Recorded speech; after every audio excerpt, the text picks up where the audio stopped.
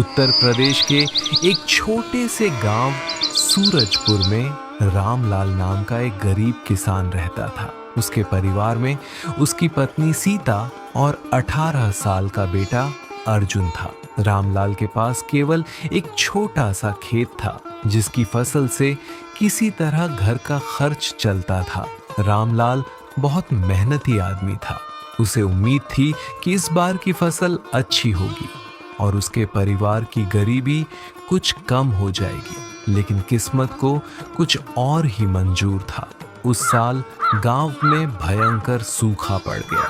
पूरी फसल बर्बाद हो गई। एक दिन रामलाल सूखे हुए खेत को देख रहा था। उसकी आंखों में आंसू थे। हे भगवान, मैंने पूरी मेहनत की थी, दिन रात इस खेत में पसीना बहाया था। मुझे उम्मीद थी कि इस बार सब कुछ ठीक हो जाएगा, लेकिन अब तो सब खत्म हो गया।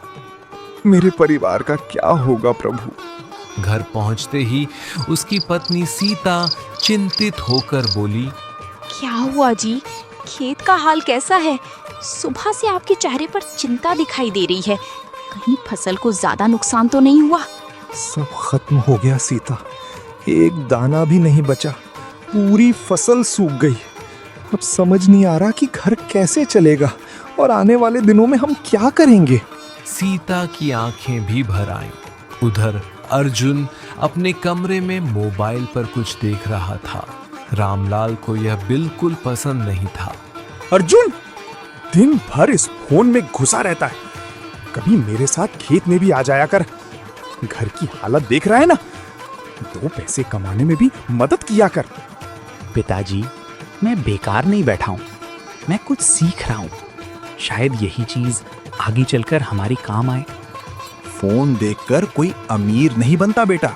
जिंदगी में आगे बढ़ने के लिए मेहनत करनी पड़ती है, मेहनत। अर्जुन चुप हो गया। कुछ दिनों बाद घर की हालत और खराब हो गई। खाने तक के पैसे नहीं बचे। मजबूरी में रामलाल गांव के जमींदार भानु प्रताप सिंह के पास गया। भानु प्रताप गांव का सबसे अमीर आदमी था, लेकिन बहुत लालची भी था। जमींदार साहब, थोड़े पैसों की जरूरत है। फसल पूरी तरह खराब हो गई है, घर चलाना मुश्किल हो गया है। अगर आप मदद कर दें तो बड़ी कृपा होगी। पैसे तो मिल जाएंगे रामलाल, लेकिन याद रखना, इस बार ब्याज बहुत ज्यादा लगेगा। बाद में कोई शिकायत मत करना। मेरे पास और कोई रास्ता नहीं है साहब। जो शर्त होगी मुझे मंजूर है। भानु प्रताप ने उसे 1 लाख रुपए का कर्ज दे दिया, लेकिन ब्याज इतना ज्यादा था कि कर्ज बढ़ता ही चला गया। अब रामलाल दिन रात चिंता में डूबा रहता था। अगर कर्ज नहीं चुका पाए तो जमींदार खेत छीन लेगा।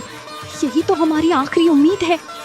मैं जानता हूँ सीता, यही बात मुझे हर समय परेशान करती रहती है, लेकिन समझ नहीं आता कि इस मुसीबत से बाहर कैसे निकलें। अर्जुन ने अपने माता पिता की सारी बातें सुन ली। अर्जुन को पहली बार एहसास हुआ कि घर की हालत कितनी खराब है। नहीं, अब मैं चुप बैठकर सब कुछ नहीं देख सकता। मुझे कुछ करना होगा। मुझे अपने परिवार को इस मुश्किल से निकालना होगा। अगले दिन से उसने मोबाइल पर समय बर्बाद करना बंद कर दिया। असल में वह पिछले कई महीनों से स्टॉक मार्केट के बारे में सीख रहा था। वह घंटों YouTube पर वीडियो देखता, कंपनियों के बारे में पढ़ता, चार्ट समझता, कैंडलस्टिक पैटर्न सीखता, लेकिन उसके पास निवेश करने के लिए पैसे नहीं थे। इसलिए उसने गांव में छोटे मोटे काम करने शुरू किए। कभी किसी की दुकान पर सामान पहुंचाता, कभी खेतों में मजदूरी करता। धीरे धीरे उसने कुछ पैसे जमा कर लिए। एक दिन उसने अपना पहला निवेश किया। मैंने इसके लिए बहुत मेहनत की है। उम्मीद है कि ये शुरुआत मेरी जिंदगी बदल देगी। वह बहुत उत्साहित था, लेकिन कुछ दिनों बाद उसका निवेश घाटे में चला गया। उसके सारे पैसे डूब गए। अर्जुन टूट गया। मैंने इतनी मेहनत की थी, इतने सपने देखे थे, फिर भी मैं हार गया। आखिर मुझसे गलती कहाँ हुई? लेकिन उसने हार नहीं मानी। उसने अपनी गलतियां ढूंढनी शुरू की। उसे समझ आया कि उसने बिना पूरी रिसर्च के निवेश किया था। अब उसने और ज्यादा पढ़ाई शुरू कर दी। वह सुबह 4 बजे उठता, वीडियो देखता, नोट्स बनाता, चार्ट का अभ्यास करता, कंपनियों की रिपोर्ट पढ़ता। अर्जुन ने तय कर लिया था कि अब वह अपनी गलतियों को अपनी ताकत बनाएगा। लगभग 6 महीने बाद अर्जुन ने फिर से थोड़े थोड़े पैसे जमा कर लिए थे। उसने पहले की गलतियों से बहुत कुछ सीख लिया था। अब उसे लग रहा था कि इस बार वह पहले से बेहतर फैसला ले पाएगा। इस बार उसने बहुत सोच समझकर निवेश किया, हर कंपनी के बारे में रिसर्च की, जोखिम को समझा और फिर अपना पैसा लगाया। लेकिन किस्मत ने एक बार फिर उसका साथ नहीं दिया। अचानक बाजार गिर गया। घर की हालत पहले से ही खराब थी। उसका मन टूटने लगा। उसे लगने लगा कि शायद वह कभी सफल नहीं हो पाएगा। एक दिन रामलाल ने उसे उदास देखा। क्या हुआ बेटा? कई दिनों से देख रहा हूँ तू बहुत परेशान लग रहा है। पहले जैसा उत्साह भी नहीं रहा। कुछ नहीं पिताजी, बस ऐसे ही। मुझसे मत छुपा बेटा, मैं तेरा पिता हूं। तेरे चेहरे की उदासी देखकर समझ जाता हूं कि तेरे मन में कोई बड़ी चिंता चल रही है। अर्जुन कुछ देर चुप रहा, फिर उसने पहली बार सब सच बता दिया। पिताजी, मैं शेयर बाजार सीख रहा हूँ। काफी समय से सीख रहा हूँ। मैंने पैसे लगाए थे लेकिन नुकसान हो गया। एक बार नहीं, 2 बार नुकसान हो चुका है। मुझे लगा था कि मैं घर की हालत सुधार दूंगा, लेकिन मैं सफल नहीं हो पाया। रामलाल हैरान रह गया। तो तू यही करता रहता था फोन पर? मैं समझता था कि तू समय बर्बाद कर रहा है। नहीं पिताजी, मैं घर की हालत सुधारना चाहता था। मैं चाहता था कि आपको कर्ज की चिंता ना करनी पड़े, लेकिन हर बार असफलता ही मिली। रामलाल कुछ देर चुप रहा। उसने अपने बेटे की आंखों में देखा। उसे पहली बार महसूस हुआ कि अर्जुन केवल सपने नहीं देख रहा था, बल्कि परिवार के लिए संघर्ष कर रहा था। हार मत मानना बेटा। किसान भी हर साल फसल बोता है। कभी बारिश ज्यादा हो जाती है, कभी सूखा पड़ जाता है, कभी पूरी फसल खराब हो जाती है। लेकिन क्या किसान खेती छोड़ देता है? नहीं बेटा, वो फिर उठता है, फिर मेहनत करता है, फिर उम्मीद के साथ बीज बोता है। जिंदगी में हार मिलना गलत नहीं है, हार मान लेना गलत है।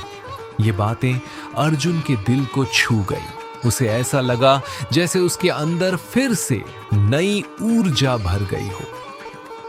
आप सही कह रहे हैं पिताजी। मैं हार नहीं मानूंगा। चाहे जितना समय लगे, मैं सीखता रहूंगा और एक दिन जरूर सफल बनूंगा। उसने फिर से मेहनत शुरू कर दी, लेकिन इस बार उसने जल्दबाजी नहीं की। उसने पूरे 1 साल तक केवल सीखने पर ध्यान दिया।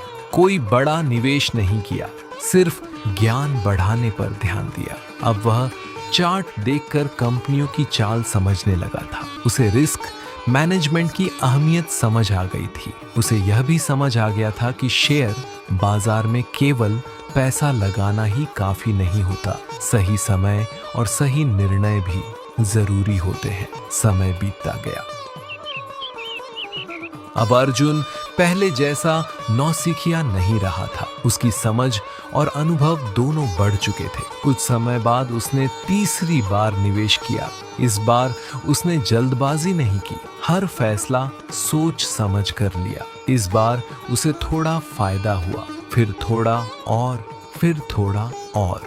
धीरे धीरे उसका आत्मविश्वास बढ़ने लगा। उसे महसूस होने लगा कि उसकी मेहनत आखिरकार रंग ला रही है। अब मुझे समझ आने लगा है कि बाजार कैसे काम करता है। अभी मुझे बहुत कुछ सीखना है, लेकिन मैं सही दिशा में आगे बढ़ रहा हूँ। वह हर कमाई का बड़ा हिस्सा दोबारा निवेश करता, साथ ही लगातार सीखता रहता। उसके कमरे में अब एक पुराना कंप्यूटर भी आ गया था। दिन भर वह कैंडल चार्ट का अध्ययन करता, कभी मोबाइल पर, कभी कंप्यूटर पर, कभी किताबों में, अब उसके अंदर सफलता की एक नई उम्मीद जन्म ले चुकी थी। अब अर्जुन की कमाई लगातार बढ़ रही थी। उसके निवेश पहले से ज्यादा सफल होने लगे थे। वह हर दिन कुछ नया सीखता और अपने अनुभव को बेहतर बनाता जाता। एक दिन उसका दोस्त रवि उससे मिलने आया। यार अर्जुन, मैं कई दिनों से देख रहा हूँ, तू दिन भर इन रंग बिरंगी कैंडल्स को क्यों देखता रहता है? मुझे तो इनमें सिर्फ लाल और हरे रंग की लाइनें दिखाई देती हैं। लोगों को इनमें सिर्फ लाइनें दिखाई देती हैं रवि, लेकिन मुझे इनमें मौके दिखाई देते हैं। मौके? वो कैसे? जब लोग डरकर अपने शेयर बेच रहे होते हैं, तब मैं सीखता हूं कि सही अवसर कहां है। और जब लोग जरूरत से ज्यादा लालच करने लगते हैं, तब मैं खुद को सावधान रहने की याद दिलाता हूं। अब समझ आया, तू सिर्फ पैसे कमाने की कोशिश नहीं कर रहा, बल्कि बाजार को समझने की कोशिश कर रहा है। बिल्कुल, शेयर बाजार में सबसे बड़ी ताकत पैसा नहीं, बल्कि ज्ञान और अनुशासन होते हैं। समय बीतता गया।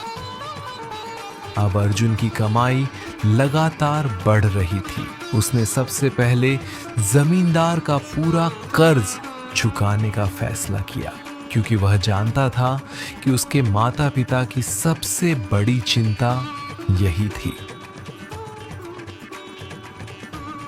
जमींदार जी, ये आपका पूरा पैसा और पूरा ब्याज। आज हमारा सारा कर्ज खत्म हो गया। भानु प्रताप चौंक गया। इतना पैसा? आखिर ये सब कहां से आया? मैंने तो कभी सोचा भी नहीं था कि तुम लोग इतना जल्दी कर्ज चुका दोगे। ये पैसा मेहनत, सीखने की इच्छा और सही फैसलों का परिणाम है। जब इंसान हार नहीं मानता, तो रास्ते अपने आप बनते चले जाते हैं। रामलाल की आंखों में खुशी के आंसू थे। आज मेरे बेटे ने मेरा सिर गर्व से ऊंचा कर दिया। जिस चिंता ने मुझे कई रातों तक सोने नहीं दिया, आज वो हमेशा के लिए खत्म हो गई। कुछ सालों बाद अर्जुन करोड़पति बन चुका था। उसने शहर में एक बड़ा ऑफिस बनाया। उसकी पहचान एक सफल निवेशक और व्यवसायी के रूप में होने लगी थी। लेकिन इतनी सफलता मिलने के बाद भी वह अपने गांव को नहीं भूला। उसे हमेशा याद था कि उसकी यात्रा कहां से शुरू हुई थी। एक दिन उसने पूरे गांव की सभा बुलाई। गांव के लोग इकट्ठा हुए। मैं आज जहां हूं, इस गांव की वजह से हूं। इसी मिट्टी ने मुझे मेहनत करना सिखाया है, इसलिए मैं अपने गांव के लिए कुछ करना चाहता हूं। लोग तालियां बजाने लगे। अर्जुन ने गांव में नया स्कूल बनवाया, पुस्तकालय बनवाया। एक दिन स्कूल के उद्घाटन पर अर्जुन बच्चों से बोला, दोस्तों, गरीबी कमजोरी नहीं होती। असली कमजोरी सीखना छोड़ देना होता है। अगर इंसान सीखना जारी रखे, तो वो अपनी किस्मत खुद बदल सकता है। भीड़ में खड़ा एक बच्चा हाथ उठाकर बोला, भैया, क्या हम भी आपकी तरह सफल बन सकते हैं? बिल्कुल बन सकते हो, लेकिन याद रखना, सफलता का कोई शॉर्टकट नहीं होता। सीखना पड़ता है, मेहनत करनी पड़ती है और मुश्किल समय में धैर्य भी रखना पड़ता है।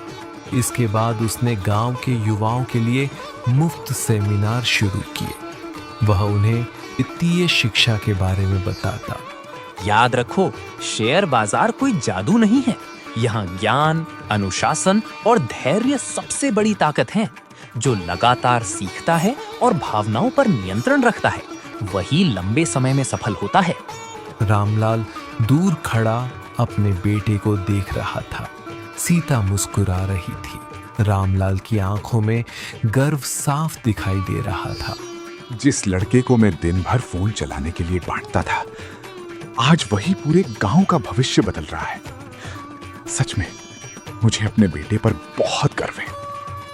अगर आपने मुझे मेहनत का महत्व नहीं सिखाया होता, अगर आपने संघर्ष करना नहीं सिखाया होता, तो मैं यहाँ तक कभी नहीं पहुँच पाता पिताजी। और अगर तू हार मान जाता बेटा, तो ये सब भी नहीं होता। सफलता उसी को मिलती है जो मुश्किल समय में भी आगे बढ़ना नहीं छोड़ता। उस दिन पूरे गांव में खुशी का माहौल था।